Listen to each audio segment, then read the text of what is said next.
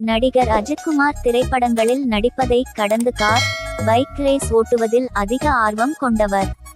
குறிப்பாக படப்பிடிப்பு முடிந்த காலகட்டங்களில் சர்வதேச கார் பந்தயங்களில் கலந்து கொள்வதில் மிகவும் ஆர்வம் காட்டி வருகிறார்.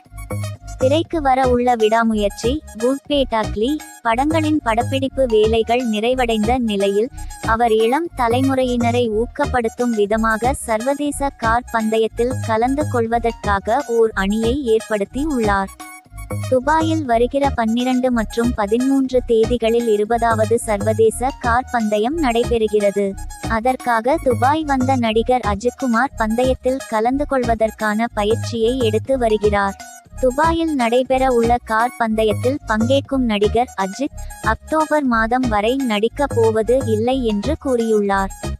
இது தொடர்பாக நடிகர் அஜித் கூறியதாவது: 18 வயதில் ரேசிங் தொடங்கினேன். அதன்பின் சினிமாவில் நடித்து வந்ததால் ரேஸில் பங்கேற்கவில்லை. 2010 ஆம் ஆண்டு யூரோப்பியன் 2 இல் களமிறங்கினேன். பின்னர் போட்டிகளில் பங்கேற்க இயலவில்லை. தற்போது கார் பந்தய தொடர் முடிவடையும் வரை எந்த படத்திலும் நடிக்க மாட்டேன் என்று தெரிவித்துள்ளார். செப்டம்பர் மாதம் வரை கார் ரேஸ் உள்ள நிலையில் அஜித்குமார் இவ்வாறு கூறியுள்ளார்.